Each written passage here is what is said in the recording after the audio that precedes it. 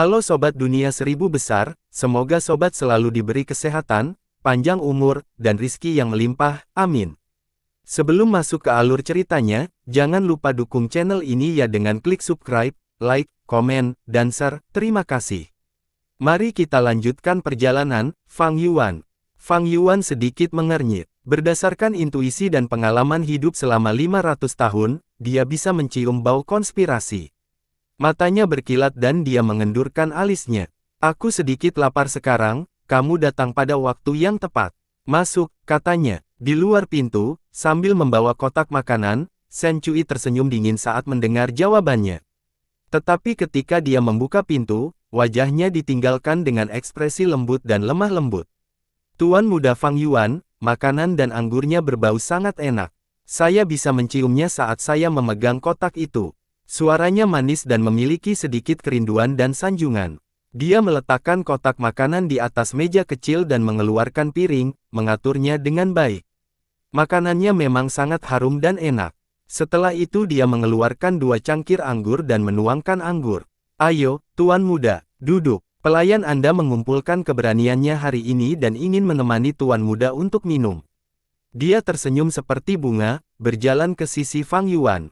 Dengan berani dia memegang tangannya dan menariknya untuk duduk di kursi di dekat meja. Kemudian dia duduk di pahanya dan menyandarkan tubuhnya yang lembut ke dada Fang Yuan, bertingkah seperti wanita pemalu dan menyenangkan, berbisik di telinganya. Tuan muda Fang Yuan, pelayan Anda selalu menyukai Anda. Tidak peduli berapa kelas Anda, saya akan selalu ingin berada di samping Anda, mengandalkan Anda, dan menghibur Anda. Malam ini hambamu ingin memberikan tubuhnya kepadamu. Dia benar-benar berdandan hari ini. Dia memakai perona pipi, bibirnya seperti bubuk ceri. Ketika dia berbisik di telinganya, nafas lembut dan awet muda menggoda daun telinga Fang Yuan. Karena dia duduk di pangkuannya, Fang Yuan bisa merasakan sosoknya yang berbentuk baik dengan mudah. Pahanya yang elastis, pinggang kecilnya yang ramping dan dadanya yang lembut.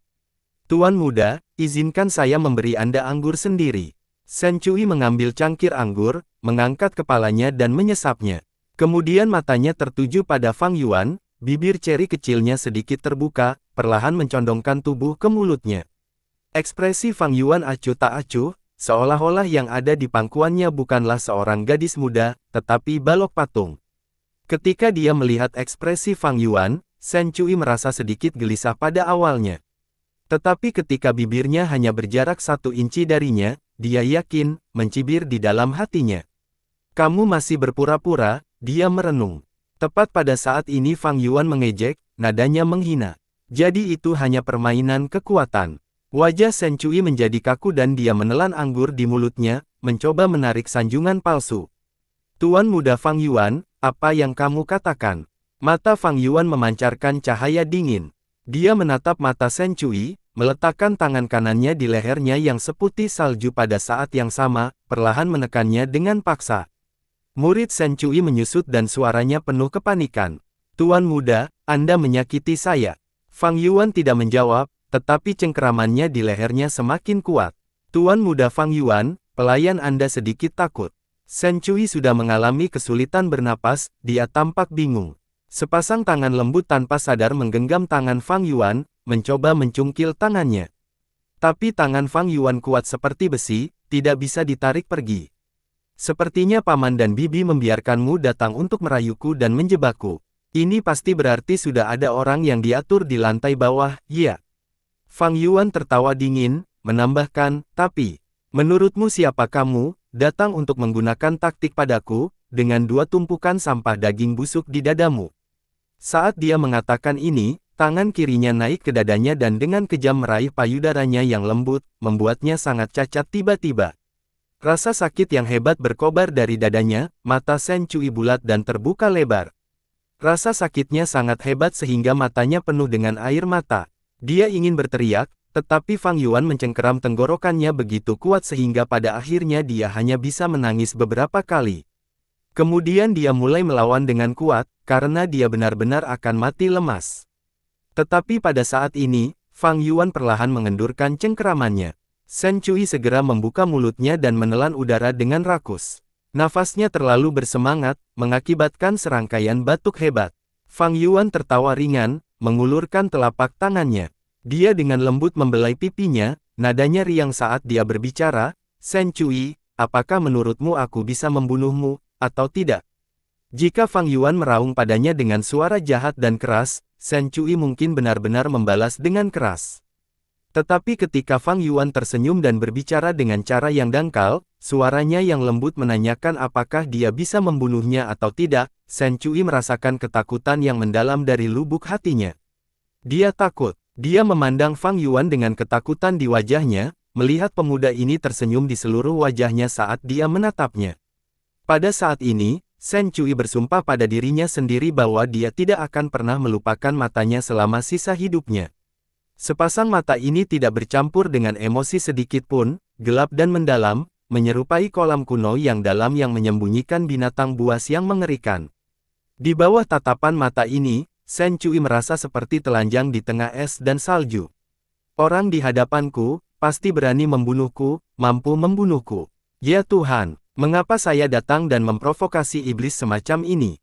Hati Shen Cui penuh dengan penyesalan. Pada saat ini dia rindu untuk berbalik dan melarikan diri. Tapi saat ini dia masih di pangkuannya, dia tidak berani melarikan diri, bahkan tidak bisa mengumpulkan keberanian untuk melakukan tindakan apapun. Otot-otot di seluruh tubuhnya tegang, perawakannya yang lembut bergetar. Wajahnya pucat seperti kertas putih dan dia tidak bisa mengucapkan sepatah kata pun. Karena kamu sebagai gadis pelayan pribadi, telah melayaniku selama bertahun-tahun, aku tidak akan membunuhmu kali ini. Karena kamu ingin melarikan diri dari perbudakan, pergi dan temukan adik laki-lakiku, dia bodoh dan naif.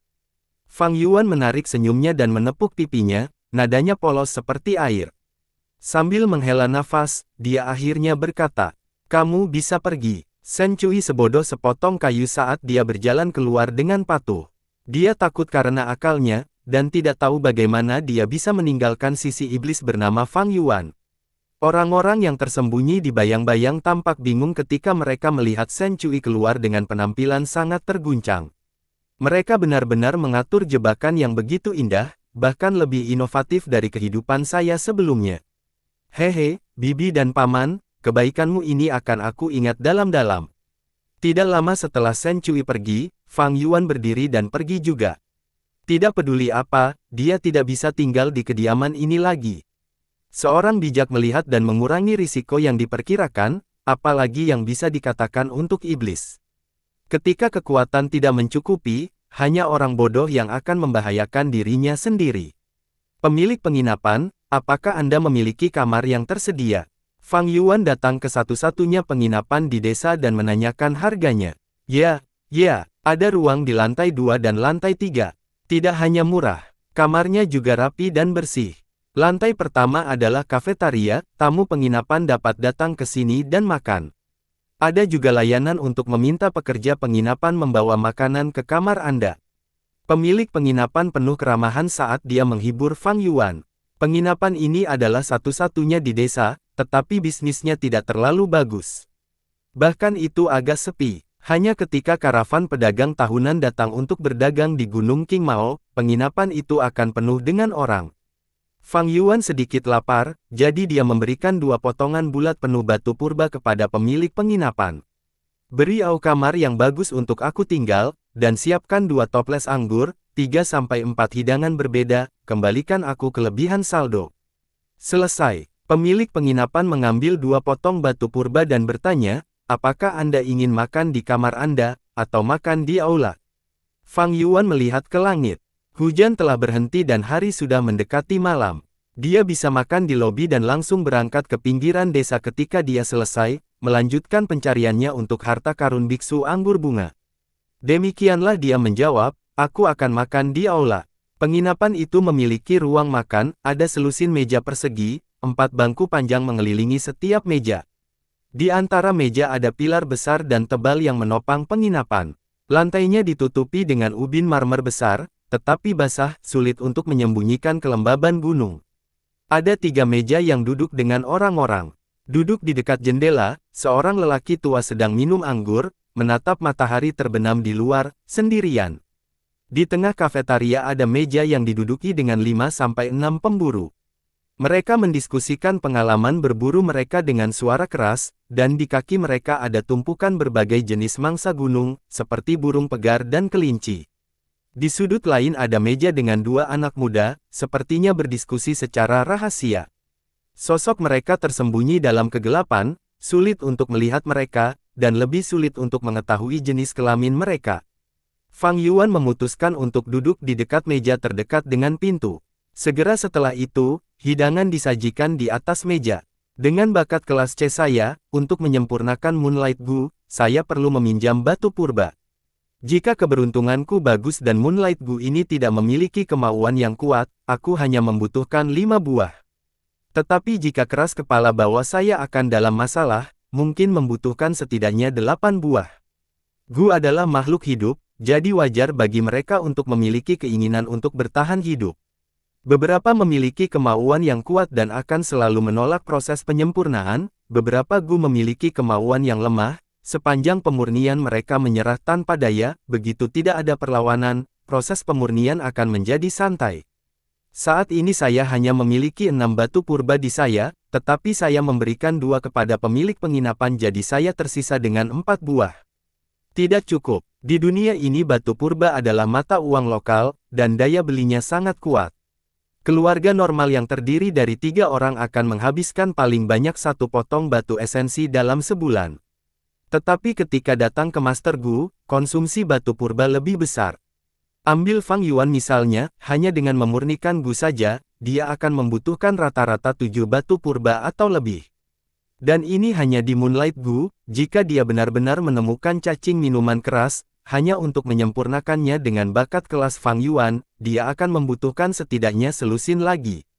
Dengan kata lain, saat ini situasiku adalah, bahkan jika aku menemukan cacing minuman keras, aku belum tentu memiliki batu purba untuk memurnikannya. Namun, saya masih perlu mencari-cari, karena ada kemungkinan besar bahwa harta karun biksu anggur bunga memiliki banyak batu purba. Ini bukan deduksi yang sulit. Biksu anggur bunga adalah Master Gu peringkat 5. Untuk prajurit kuat yang terkenal dari fraksi iblis, bagaimana mungkin dia tidak memiliki batu purba, yang merupakan barang yang harus dimiliki dalam kultivasi Gu Master. Saat ini semuanya bermuara pada harta karun biksu anggur bunga. Jika saya dapat menemukannya, semua masalah saya akan terpecahkan. Jika saya tidak menemukannya, semua masalah ini akan sangat memperlambat kecepatan kultivasi saya.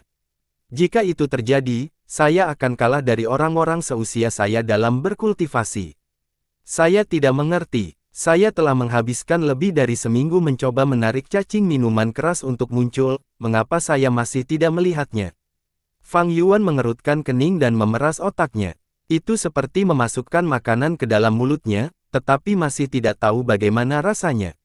Tiba-tiba terdengar suara keras, mengganggu pikirannya. Fang Yuan melihat ke arah suara itu, menyadari bahwa 6 pemburu yang duduk di sekitar meja di tengah aula sedang mabuk berat. Suasana di sekitar mereka berapi-api dan wajah mereka semua merah. Saudara Zhang, ayo, minum cangkir lagi. Kakak Feng, kami saudara-saudara mengagumi kemampuanmu. Kamu menjatuhkan babi hutan berkulit hitam sendirian, sungguh laki-laki. Secangkir anggur ini harus kamu minum, atau kamu tidak akan menghormati kami. Terima kasih saudara-saudara atas ketulusan Anda, tapi saya benar-benar tidak bisa minum lagi. Saudara Feng tidak bisa minum lagi, mungkin kamu tidak suka anggur ini karena tidak cukup baik. Pelayan, datanglah, beri aku anggur yang enak. Suara itu semakin keras, jelas bahwa kelompok itu telah banyak minum. Pelayan itu buru-buru pergi dan berkata, baiklah, tuan-tuan yang baik, kami memang punya anggur yang enak, tetapi harganya cukup mahal. Apa, kamu takut kami tidak akan membayar? Ketika para pemburu mendengar pelayan, beberapa dari mereka berdiri dan menatap pelayan. Mereka besar dan tinggi atau tebal dan kekar dalam perawakan, cakap dan kuat dengan cara yang mengancam, masing-masing memiliki keberanian yang dimiliki orang-orang gunung. Pelayan dengan cepat berkata, saya tidak akan berani meremehkan kalian orang-orang pemberani, hanya saja anggur ini sangat mahal, 1 toples berharga 2 potong batu purba. Para pemburu tercengang, 2 batu purba jelas tidak murah, itu adalah jumlah 2 bulan dari pengeluaran bulanan rumah tangga rata-rata normal. Meskipun pemburu mendapatkan lebih banyak dari berburu jika dibandingkan dengan manusia biasa, seperti bagaimana beberapa kali babi hutan berkulit hitam bisa bernilai setengah batu purba. Namun, berburu itu berisiko, dan kesalahan dapat mengubah pemburu menjadi mangsa. Bagi para pemburu, menggunakan 2 batu purba hanya untuk minum sebotol anggur tidak sepadan. Apakah benar-benar ada anggur yang begitu mahal? Wah, kamu tidak mencoba berbohong kepada kami kan? Para pemburu berteriak, tetapi suara mereka terasa sedikit malu-malu, tidak dapat mundur dari situasi dengan anggun. Pelayan terus memberitahu mereka bahwa dia tidak akan berani. Pemburu yang dipanggil Saudara Feng melihat bahwa pemandangannya tidak benar, dan dia buru-buru berkata, "Saudaraku, jangan menghabiskan uang lagi. Aku tidak bisa minum lagi, mari kita minum anggur ini di lain hari." "Apa, kamu tidak bisa mengatakan saudara itu? Ini adalah..." Pemburu lainnya masih berteriak, tetapi suara mereka mulai memudar. Satu persatu mereka duduk kembali di kursi mereka. Pelayan itu juga orang yang cerdik. Ketika dia melihat ini, dia tahu bahwa dia tidak dapat menjual anggur lagi. Namun, situasi ini hampir tidak mengejutkannya. Saat dia hendak mundur, suara seorang pemuda datang dari meja di sudut gelap. "Hehe, lucu." Masing-masing dari mereka secara membabi buta berteriak. Tanpa alasan. Jika Anda tidak mampu membeli anggur, Anda harus dengan patuh menutup mulut dan pergi ke samping. Ketika para pemburu mendengar ini, salah satu dari mereka segera membalas dengan marah, "Siapa bilang kita tidak mampu membelinya? Pelayan, bawa toples anggur itu, aku akan memberimu batunya, 2 potong."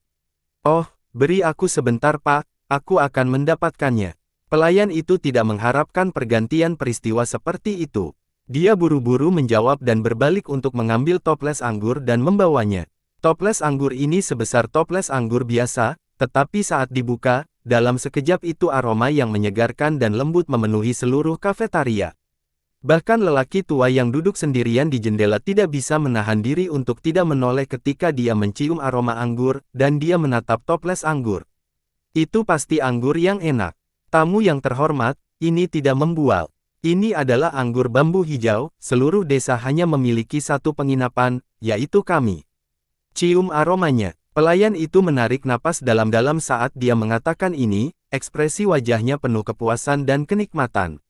Fang Yuan tergerak. Pelayan penginapan ini benar-benar tidak membual. Di desa Gu Yue ada 3 kedai. Anggur yang dijual di sana adalah anggur beras biasa, anggur berlumpur dan anggur umum serupa lainnya. Agar Fang Yuan menarik cacing minuman keras, dia terus membeli anggur selama 7 hari, wajar saja dia menyadari harganya. Beberapa pemburu melihat toples anggur di depan mereka. Mereka dikonsumsi oleh kecanduan alkohol. Masing-masing dari mereka menggerakkan hidung dan menelan. Adapun pemburu yang membeli anggur dalam momen marah, ekspresinya bahkan lebih menarik, lapisan penyesalan dan kemarahan muncul di wajahnya. Bagaimanapun, toples anggur ini adalah nilai 2 batu purba. Saya terlalu gegabah dan membeli anggur dengan dorongan hati. Pelayan ini tidak terlalu khas. Dia segera membawa anggur, sekarang gabusnya tidak disegel. Bahkan jika saya ingin mengembalikan barangnya, sudah terlambat. Semakin banyak pemburu merenung, semakin tertekan perasaannya. Dia ingin mengembalikannya, namun dia tidak dapat melakukannya karena takut dipermalukan. Akhirnya dia hanya bisa menggedor meja dan berkata dengan senyum keras, "Sial, anggur ini enak. Saudara-saudara, tolong, minum semua yang kamu inginkan. Hari ini anggur ada padaku." Pada saat ini, pemuda di meja di sudut mendesis, "Bagaimana toples anggur kecil ini cukup untuk 6 orang? Jika Anda punya nyali, belilah beberapa toples lagi." Pemburu itu sangat marah ketika mendengar ini dan berdiri dengan marah, matanya tertuju pada pemuda yang berbicara. "Bocah nakal, kamu pasti punya banyak kata. Ayo, berdiri dan lawan aku." "Oh, kalau begitu aku akan berdiri." Pemuda itu bangkit dari tempat duduknya saat mendengar ucapan pemburu, menyeringai saat dia berjalan keluar dari bayang-bayang. Sosok tubuhnya tinggi dan kurus, kulitnya pucat. Dia mengenakan jubah perang angkatan laut, dan terlihat bersih dan rapi. Kepalanya mengenakan ikat kepala biru, tubuh bagian atasnya memiliki jaket yang menunjukkan bahunya yang kurus dan lemah. Tubuh bagian bawah memiliki celana panjang, kakinya ditutupi sandal bambu dan betis diikat. Hal terpenting tentang dia adalah sabuk hijau di pinggangnya. Bagian tengah sabuk itu adalah sepotong tembaga yang mengkilap, di pelat tembaga ada kata, 1, hitam. Ini Master Gu peringkat 1. Pemburu itu dengan jelas mengerti apa yang diwakili oleh pakaian seperti ini.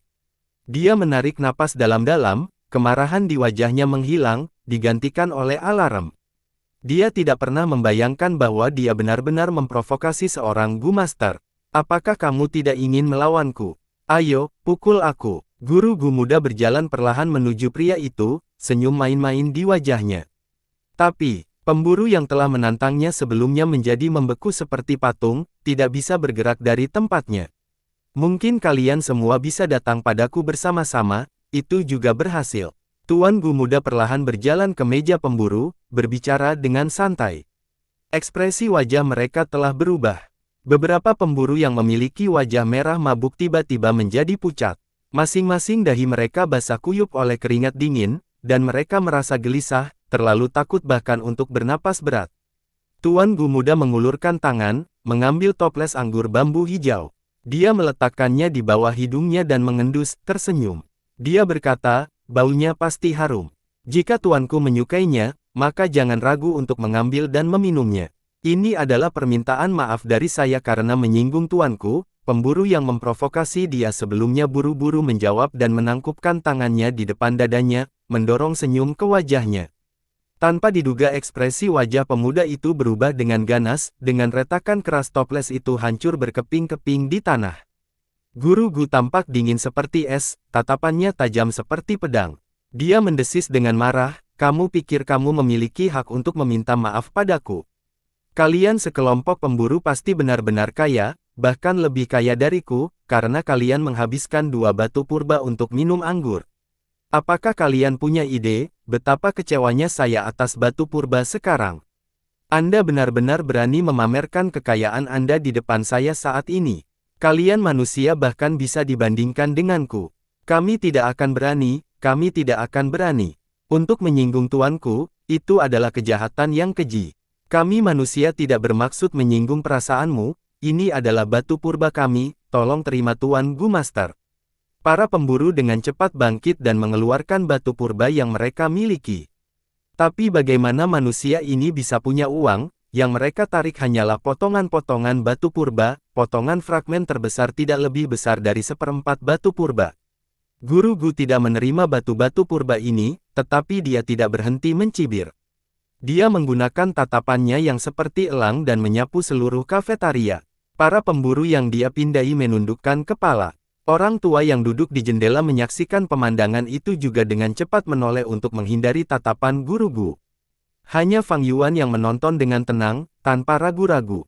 Pakaian yang dikenakan Guru Gu muda ini adalah seragam yang hanya bisa dikenakan oleh Master Gu formal, jadi Fang Yuan tidak memenuhi syarat untuk memakainya. Fang Yuan hanya akan menerimanya dari klan setelah dia lulus dari akademi. Kata 1 pada potongan tembaga di ikat pinggang Master Gu muda adalah untuk menunjukkan posisinya sebagai Master Gu peringkat 1. Namun, dia sudah berusia sekitar 20 tahun atau lebih, dan aura esensi purba yang dipancarkan tubuhnya tampaknya menunjukkan bahwa dia adalah peringkat 1 tahap atas. Memulai kultivasi pada usia 15 tahun dan hanya mencapai peringkat 1 tahap atas pada usia sekitar 20 tahun, ini menunjukkan bahwa Master Gu muda hanya memiliki bakat kelas D, yang merupakan nilai lebih buruk dari Fang Yuan. Ada kemungkinan besar bahwa pria ini hanya Master Gu logistik, bahkan tidak dihitung sebagai Master Gu pertempuran. Namun, bahkan jika itu masalahnya, ketika menghadapi 6 pemburu berotot ini, itu lebih dari cukup. Ini adalah kesenjangan kekuatan antara Master Gu dan manusia fana. Dengan kekuatan, seseorang bisa berada di puncak. Inilah sifat dunia ini. Tidak, sebenarnya dunia manapun juga sama, ikan besar memakan ikan kecil dan ikan kecil memakan udang. Hanya saja dunia ini menunjukkannya lebih terbuka, Fang Yuan merenung diam-diam. Baiklah Jiang Ya, kamu sudah memberi mereka pelajaran. Jangan mempermalukan manusia ini lebih jauh. Jika keluar, bahkan jika kamu tidak malu, aku akan melakukannya, suara anak muda lain yang duduk di sudut. Ketika semua orang mendengar suara itu berbicara, mereka menyadari bahwa anak muda ini adalah seorang wanita. Guru Gu muda yang disebut Jiang Ya berhenti mencibir saat teman wanitanya menegurnya. Dia bahkan tidak repot-repot melihat pecahan batu purba yang telah dikeluarkan para pemburu. Batu-batu ini bahkan bukan jumlah dari 2 batu purba, dia pasti tidak tertarik padanya. Dia menjentikkan lengan bajunya dan berjalan kembali ke meja aslinya. Saat dia melangkah kembali, dia berkata dengan jahat, "Jika menurutmu kamu punya nyali untuk terus minum, maka pergilah dan minum anggur bambu hijau. Aku ingin melihat, siapa yang masih berani minum anggur ini." Para pemburu semua menundukkan kepala, bertingkah seperti 6 putra yang patuh setelah dimarahi. Aroma anggur yang kuat memenuhi seluruh kafetaria. Pemburu yang membeli anggur merasa hatinya sakit saat dia mencium aromanya. Bagaimanapun juga, dia telah menghabiskan 2 batu purba untuk anggur ini, namun dia tidak pernah minum seteguk pun. Fang Yuan meletakkan sumpitnya, dia sudah cukup makan. Saat dia mengendus aroma anggur, matanya berkedip sejenak, lalu dia mengeluarkan 2 batu purba dan meletakkannya di atas meja. "Pelayan, beri aku toples anggur bambu hijau," katanya acuh tak acuh. Seluruh adegan membeku. Guru Gu muda yang memanggil Jiang Ya langsung berhenti mengikuti jejaknya. Sudut mulutnya bergerak-gerak dan dia menghembuskan napas. Dia baru saja menyelesaikan peringatannya, namun tepat setelah dia selesai, Fang Yuan menginginkan anggurnya. Ini seperti secara khusus menginjaknya dan menamparkan wajahnya. Dia berbalik dan menyipitkan matanya, menembakkan tatapan dingin ke arah Fang Yuan. Fang Yuan dengan tenang kembali menatap, wajahnya acuh tak acuh dan tidak takut. Mata Jiang Ya bersinar dan rasa dingin dalam tatapannya perlahan menghilang, dia merasakan aura esensi purba di tubuh Fang Yuan. Setelah menyadari identitas Fang Yuan, dia tersenyum dan berkata dengan hangat, "Ah, ini adik laki-laki." Semua orang menyadari dan tatapan yang mereka tembakkan pada Fang Yuan berubah. Tidak heran remaja muda ini tidak takut pada seorang Gu Master, itu karena dia juga salah satunya. Meskipun dia masih kuliah di akademi, posisinya sudah berbeda. "Tuan Gu Guru, anggurmu." Pelayan itu bergegas, tersenyum di seluruh wajahnya. Fang Yuan mengangguk pada Tuan Gu muda dan mengambil toples anggur dan berjalan keluar dari penginapan. Sekitar 300 tahun yang lalu, seorang jenius yang luar biasa muncul di klan Gu Yue. Dia sangat berbakat dan telah berkultivasi hingga menjadi Master Gu peringkat 5 di usia muda, dan bahkan memiliki kemungkinan untuk melangkah lebih jauh. Dia terkenal di seluruh Gunung Qingmao, memiliki masa depan yang cerah dan merupakan puncak harapan dan tanggung jawab di mata klan. Dalam sejarah klan Gu Yue, semua orang paling banyak membicarakannya, kepala klan keempat. Sayangnya dia mengorbankan dirinya untuk melindungi rakyatnya dan melawan Master Gu peringkat 5 yang sama kuatnya, Biksu Anggur Bunga Iblis. Meskipun dia mengalahkan Biksu Anggur Bunga setelah pertempuran sengit, dia membiarkan iblis berlutut dan memohon belas kasihan. Pada akhirnya dia ceroboh dan tertangkap oleh serangan diam-diam Biksu Anggur Bunga. Kepala keempat dengan marah mengeksekusi Biksu Anggur Bunga, tetapi karena luka parahnya sendiri dia meninggal sebelum waktunya. Kejadian tragis ini sudah lama beredar hingga hari ini, menjadi cerita populer di kalangan klan Gu Yue. Namun, Fang Yuan tahu bahwa cerita ini tidak bisa dipercaya, karena memiliki celah yang sangat besar. Di kehidupan sebelumnya, sebulan kemudian dari sekarang, seorang Gu Master mabuk yang telah ditolak oleh kekasihnya berbaring di luar desa, begitu mabuk dia seperti ikan. Pada akhirnya karena bau anggur yang meluap, akhirnya menarik cacing minuman keras. Master Gu mengejar cacing minuman keras dan menemukan sisa-sisa biksu anggur bunga di gua bawah tanah rahasia, juga menemukan warisan biksu anggur bunga. Guru Gu ini dengan cepat bergegas kembali ke klan dan memberitahu mereka tentang masalah ini, menyebabkan kegemparan besar. Saat badai berangsur-angsur mereda, dia juga mendapatkan manfaat darinya, dia memperoleh cacing minuman keras, kultivasinya meningkat, teman perempuan yang pernah meninggalkannya kembali ke sisinya dan dia menjadi pembicaraan desa untuk sementara waktu. Ketika cerita diturunkan dari generasi ke generasi, adalah normal untuk berubah di sepanjang jalan. Tetapi dalam ingatan Fang Yuan, kisah Guru Gu menemukan harta karun itu tampak cukup otentik, namun dia merasa bahwa cerita itu menyembunyikan kebenaran lain. Saya tidak menyadarinya pada awalnya, tetapi dalam beberapa hari ini saat saya mencari dan menganalisis di samping, saya merasa ada sesuatu yang terasa tidak pada tempatnya. Malam menjadi gelap, dan saat Fang Yuan berjalan di hutan bambu yang tumbuh di sekitar desa, dia meninjau petunjuk yang dia miliki sejauh ini di kepalanya. Jika aku menempatkan diriku pada posisinya dan memikirkannya, ketika aku menemukan harta karun biksu anggur bunga, mengapa aku tidak mengambil semuanya untuk diriku sendiri, tetapi pergi dan memberitahu klan sebagai gantinya? Bahkan tidak menyebutkan rasa kehormatan klan, semua orang memiliki keserakahan di hati mereka. Apa yang akan membuat Gu Master mengkhianati keserakahan di dalam hatinya, bahkan rela meninggalkan semua bunga dan keuntungan, dan melaporkan temuan ini kepada petinggi klan? Kebenaran selalu tersembunyi di dalam kabut sejarah. Fang Yuan memeras otaknya tetapi dia tidak bisa mendapatkan hasilnya. Bagaimanapun, semua petunjuk yang dia miliki terlalu sedikit. Satu-satunya dua petunjuk yang dia miliki bisa dengan mudah benar atau salah, jadi itu tidak dapat diandalkan sepenuhnya. Fang Yuan tidak bisa menahan diri untuk tidak memikirkan dirinya sendiri. Tidak peduli apa, setelah membeli toples anggur bambu hijau ini, saya hanya memiliki 2 batu purba yang tersisa di saya. Jika saya tidak dapat menemukan harta karun maka saya akan berada dalam masalah besar. Hari ini akan dianggap sebagai pertaruhan terakhir, itu semua atau tidak sama sekali. Namun, dia tidak memiliki cukup batu purba untuk memurnikan cacing Gu sejak awal. Jadi mengapa tidak menginvestasikannya dalam anggur ini dan meningkatkan peluang kesuksesan? Jika itu dalam kasus orang lain, kebanyakan dari mereka mungkin akan bermain aman dan menyimpan batu purba. Tetapi dalam kasus Fang Yuan, efisiensi melakukannya terlalu rendah. Dia lebih suka mengambil risiko dan berjudi. Soalnya, orang-orang dari fraksi iblis suka mengambil risiko. Saat ini, malam semakin tebal, bulan musim semi berbentuk seperti busur. Awan mengaburkan sinar bulan, seolah-olah menutupi bulan sabit dengan selembar tipis gossamer. Karena baru saja selesai hujan terus-menerus selama 3 hari 3 malam, energi keruh di antara pegunungan telah hanyut, meninggalkan kesegaran yang paling murni. Udara segar ini murni seperti selembar kertas putih, dan lebih efektif dalam menyebarkan aroma anggur ke sekitar. Itulah alasan pertama mengapa Fang Yuan penuh percaya diri malam ini. 7 hari pencarian sebelumnya bukannya tanpa keuntungan. Setidaknya itu membuktikan bahwa biksu anggur bunga tidak mati di tempat-tempat itu. Ini adalah alasan kedua kepercayaan diri Fang Yuan. Di hutan bambu rumput subur, bunga putih tak berujung dan tombak hijau bambu lurus seperti pensil, hutan menyerupai rumpun batang giok.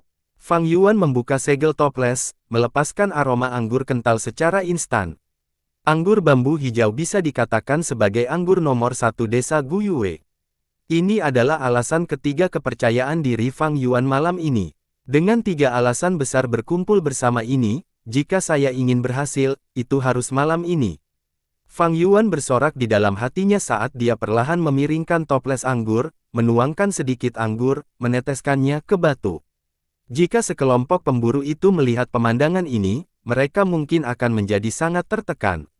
Anggur ini bernilai 2 batu purba utuh. Tapi Fang Yuan acuh tak acuh.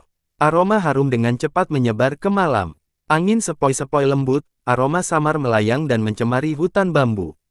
Fang Yuan berdiri di tempatnya, mencium aromanya. Dia menunggu sebentar, namun dia tidak melihat gerakan apapun. Yang dia dengar hanyalah burung bulbul yang menangis di kejauhan, suaranya seperti untaian lonceng. Tatapannya diam, dia tidak merasa terkejut, dan dia menjauh, berjalan ke tempat yang berjarak beberapa ratus meter. Di tempat ini dia melakukan hal yang sama, menuangkan beberapa tetes anggur dan menunggu di tempat. Dia melakukan hal yang sama berulang kali, pindah ke beberapa lokasi berbeda lainnya, meneteskan anggur beberapa kali. Bagaimanapun, anggur bambu hijau di dalam toples hanya tersisa sedikit. Ini terakhir kalinya, Fang Yuan menghela nafas. Dia membalikkan toples anggur, bagian bawah menghadap ke langit. Semua anggur yang tersisa di toples mengalir keluar. Anggur bertaburan di atas rumput, membiarkan rumput hijau bergoyang. Bunga-bunga liar diwarnai anggur, sedikit menundukkan kepalanya. Fang Yuan berdiri dengan sepotong harapan terakhir di dadanya, dan menatap sekeliling. Saat ini malam sudah sangat dalam. Awan tebal telah mengaburkan sinar bulan. Bayangan gelap itu seperti tirai, menutupi hutan bambu. Itu sangat sunyi di sekelilingnya, setiap untaian bambu tombak hijau berdiri sendiri, meninggalkan jejak garis yang lurus ke atas dan ke bawah di pupil Fang Yuan. Dia diam-diam berdiri di tempat, mendengarkan napasnya yang jernih. Kemudian dia merasakan harapan kecil yang dia bawa di dadanya, perlahan-lahan menghilang, menjadi tidak ada apa-apanya. Bagaimanapun juga, itu gagal. Hatinya bergumam, hari ini saya memiliki 3 keuntungan besar yang berkumpul bersama, namun saya masih gagal, bahkan tidak melihat bayangan cacing minuman keras. Ini berarti bahwa di masa depan tingkat keberhasilan akan lebih rendah.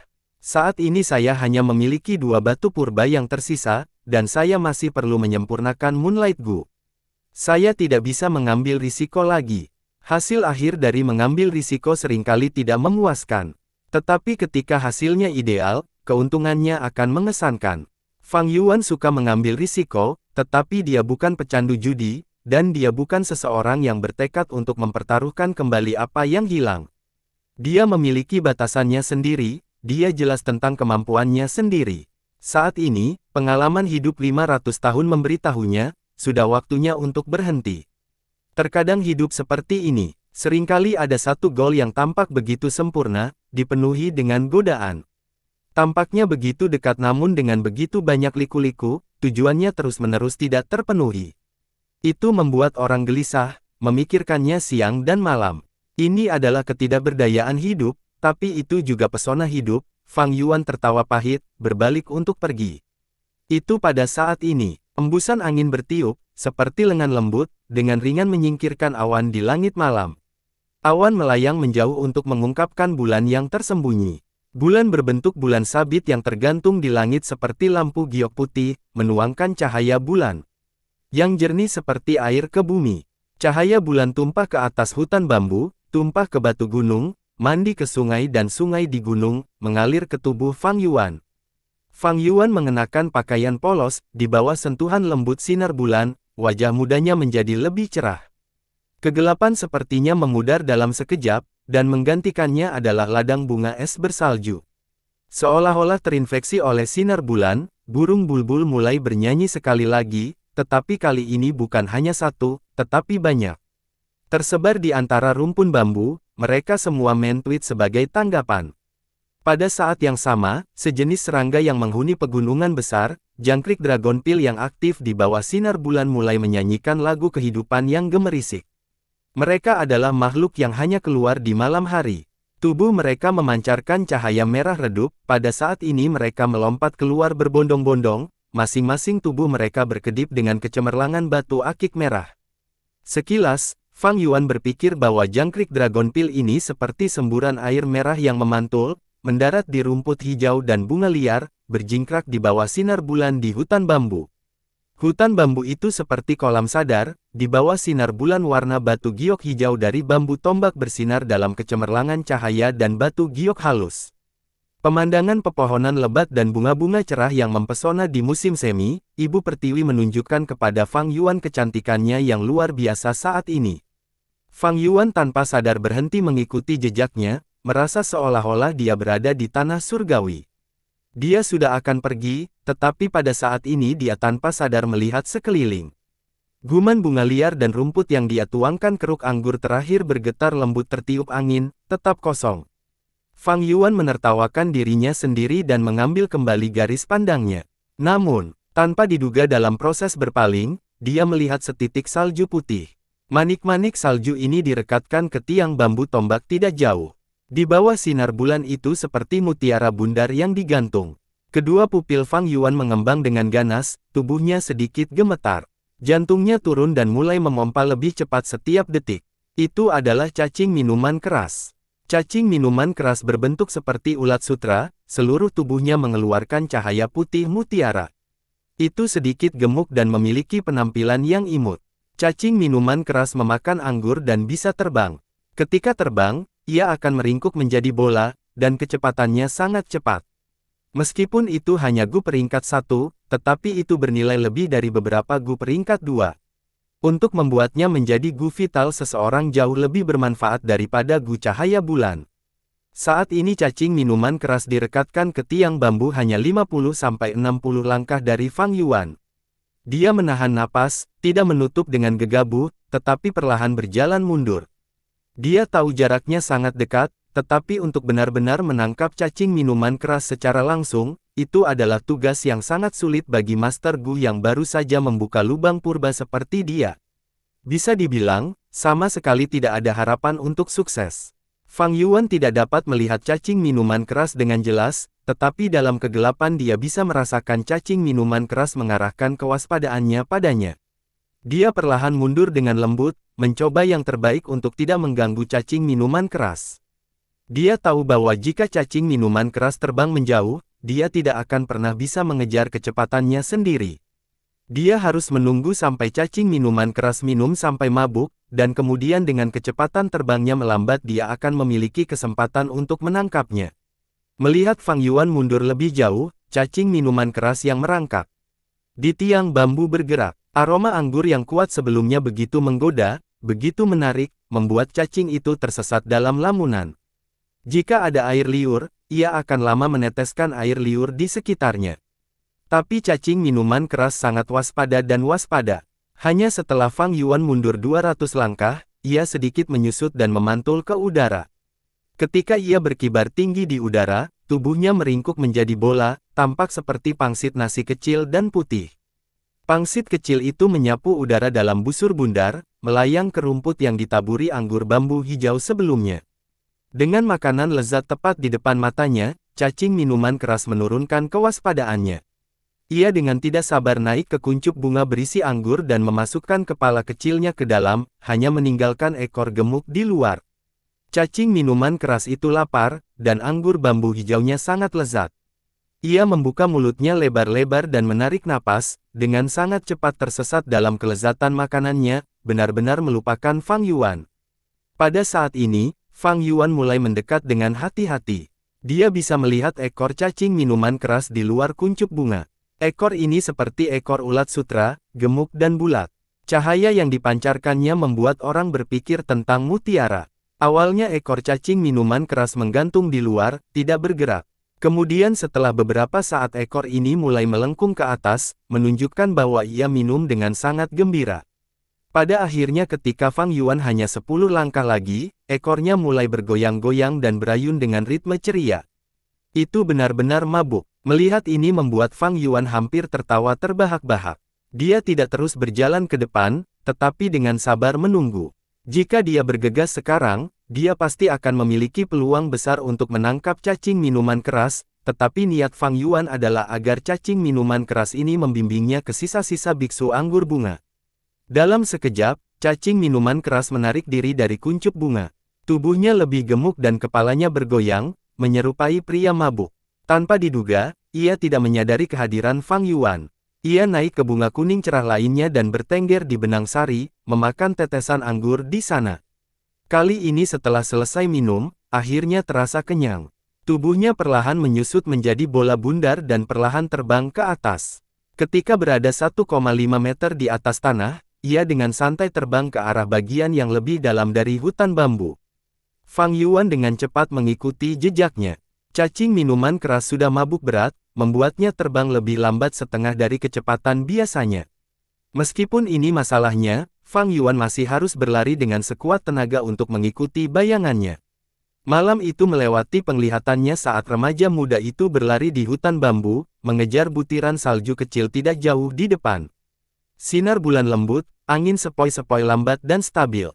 Di hutan bambu yang seperti kolam jernih, tangkai babu tombak hijau melintas di depan matanya, dengan cepat jatuh di belakangnya.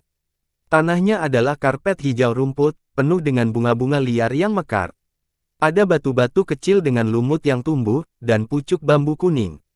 Bayangan samar Fang Yuan juga melaju kencang di tanah, melewati bayang-bayang yang dilemparkan setiap tangkai bambu ke bumi seperti garis hitam. Dia dengan erat menjaga pandangannya pada manik-manik salju, menelan udara segar pegunungan dalam jumlah besar, memerintahkan kakinya untuk mengejar di tengah aroma anggur samar di udara. Karena kecepatannya, sinar bulan tampak seperti air di matanya. Cahaya dan bayangan sering bergerak, seperti dia berlari kencang di air yang dipenuhi rumput laut. Cacing minuman keras terbang keluar dari hutan bambu, begitu juga Fang Yuan.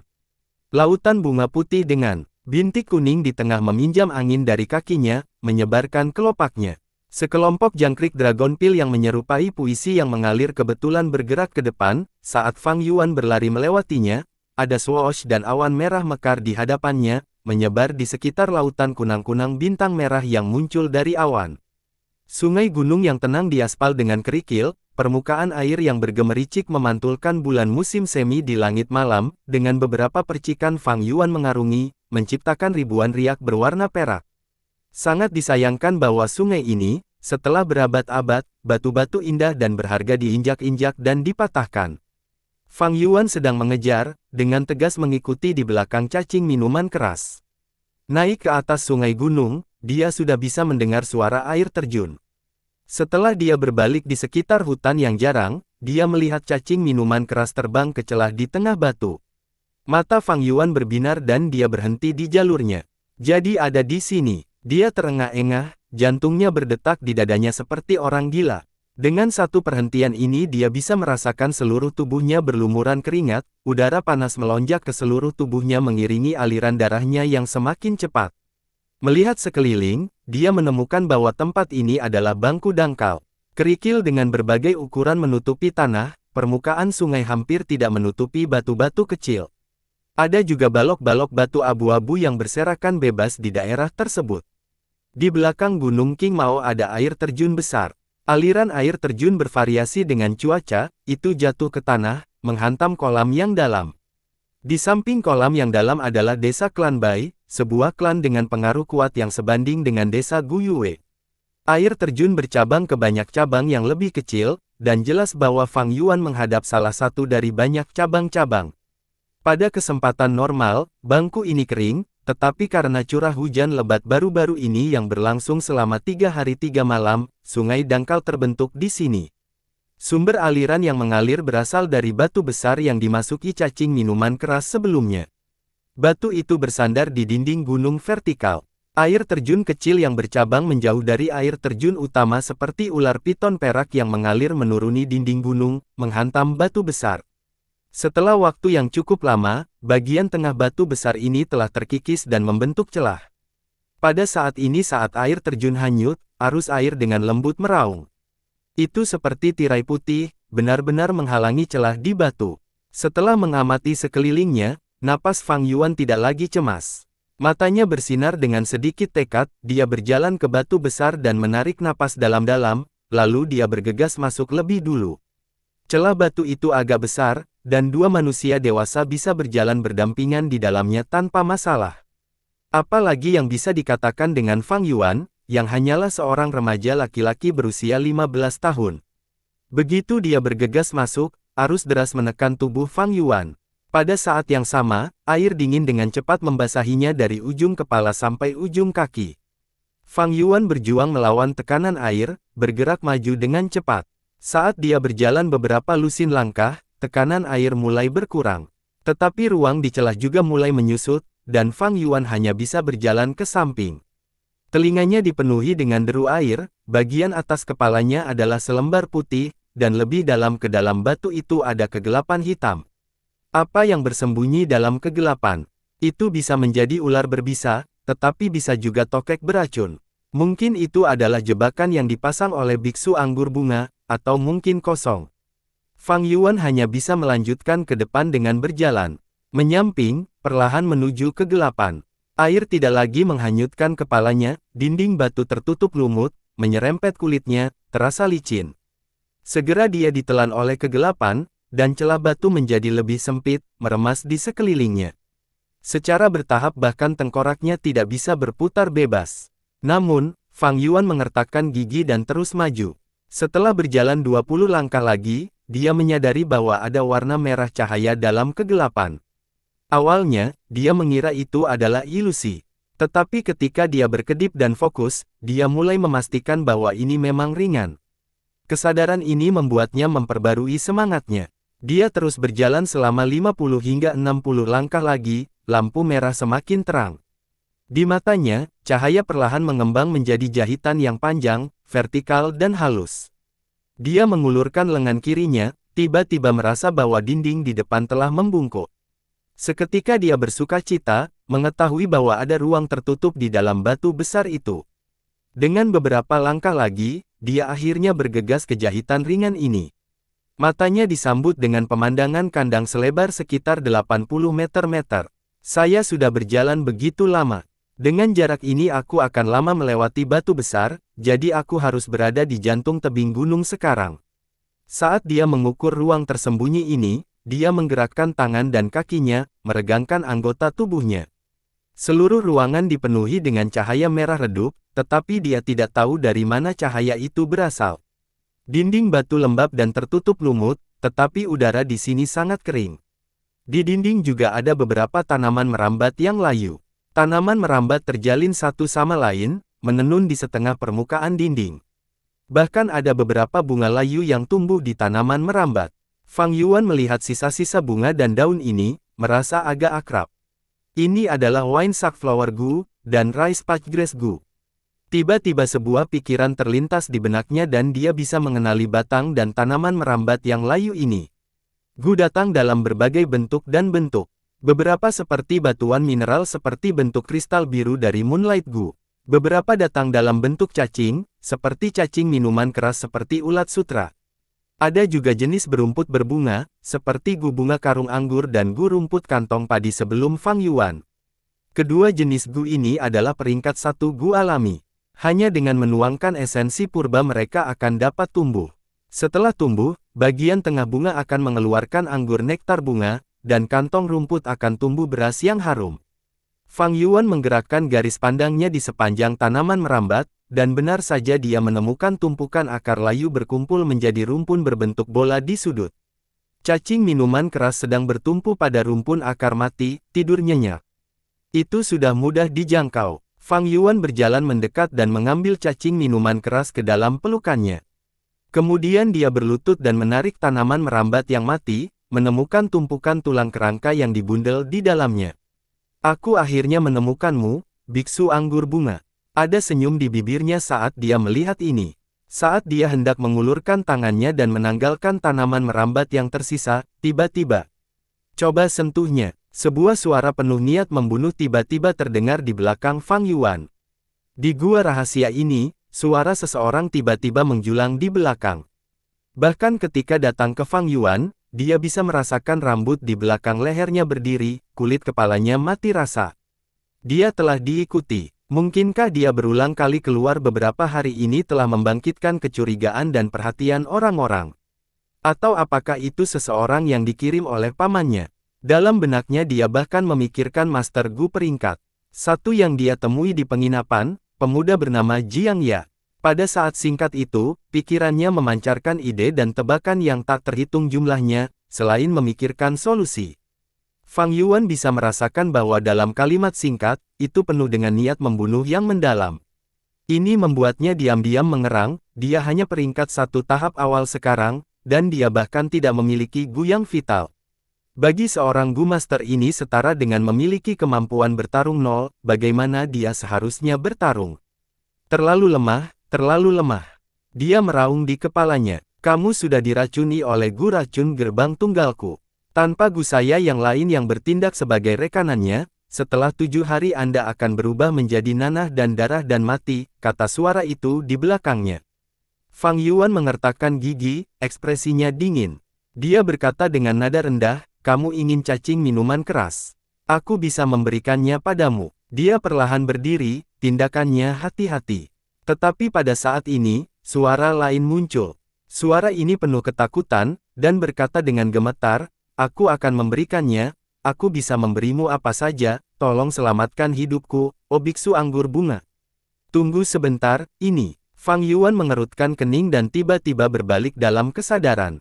Dia bertemu dengan pemandangan cahaya dan bayangan yang berubah dan berfluktuasi di dinding di depannya, sebuah gambar muncul. Seorang Gu Master yang ramping dan mengancam berdiri di puncak gunung, ada Master Gu lain yang bersujud di hadapannya. Di sekitar 2 Master Gu ada lubang yang runtuh, pecahan dan bongkahan batu berserakan di daerah itu, menunjukkan adegan yang jelas dari pertempuran sengit yang baru saja berakhir. Tidak jauh dari mereka ada sekelompok penonton lama, wajah mereka dipenuhi dengan kemarahan dan ketakutan. Di tengah adegan, Gu Master yang menang mengangkat kepalanya ke atas dan tertawa keras. Hahaha, pahlawan Gu Yue, berkultivasi ke peringkat 5 di usia yang begitu muda. Aku pikir kamu cukup sesuatu pada awalnya, tapi aku tidak menyangka kamu begitu tak tertahankan. Gu Master yang tertawa memiliki mata yang panjang dan kurus. Dia mengenakan jubah merah muda panjang, lengan bajunya yang besar dan lebar bergoyang tertiup angin.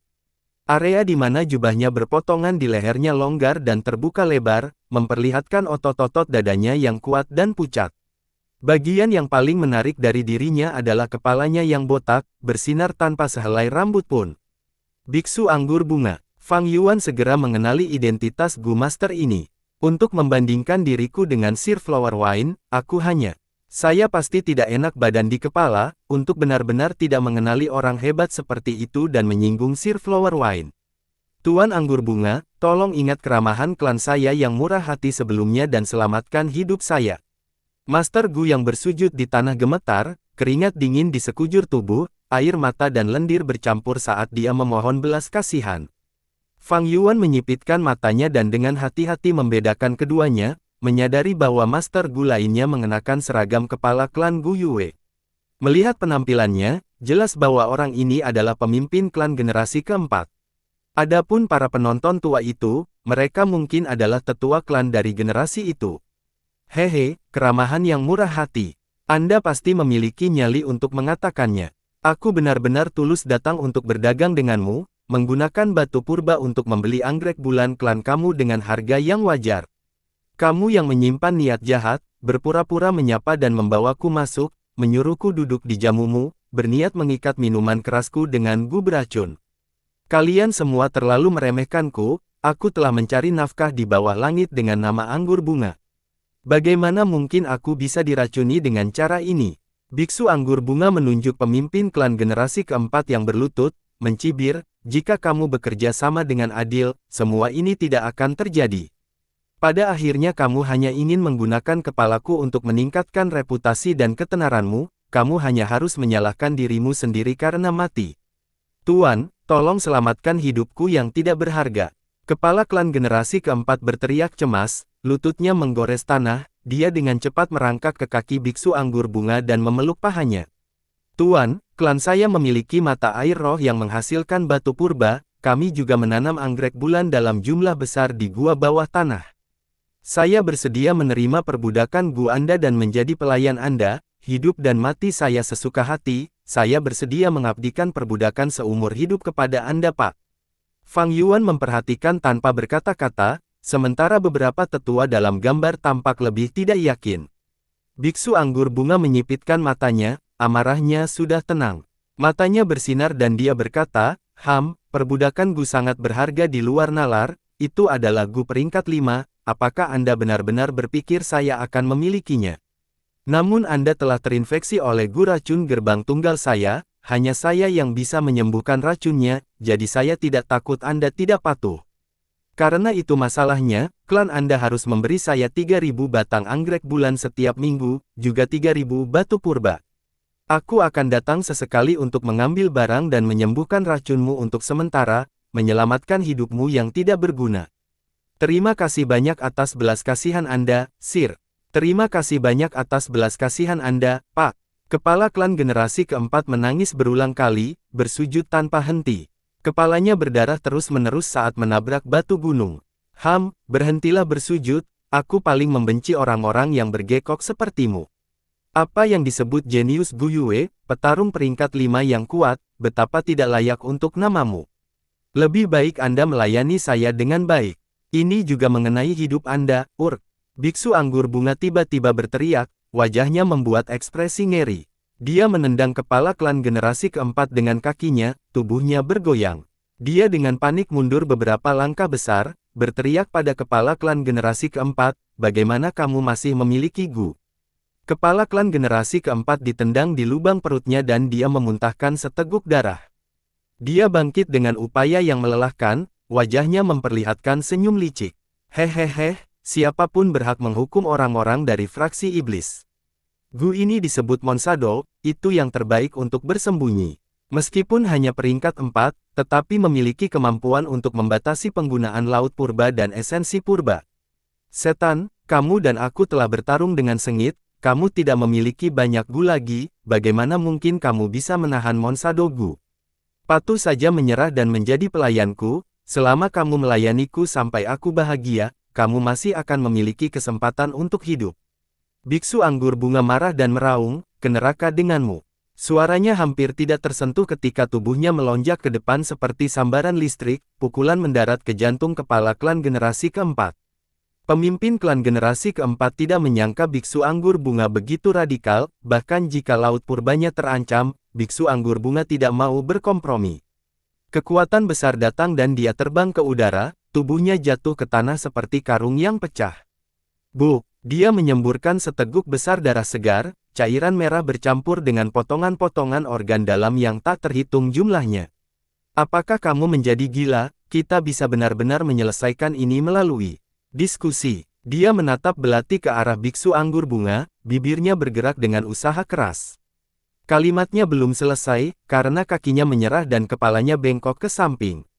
Dia meninggal. Kepala klan, orang-orang dari jalan iblis semuanya gila. Bunuh dia, bunuh iblis ini. Balas dendam pemimpin klan. Dia telah dibebankan oleh Monsado Gu, dia tidak bisa begitu saja menggunakan esensi purbanya lagi, seiring waktu bahkan esensi purbanya akan terancam.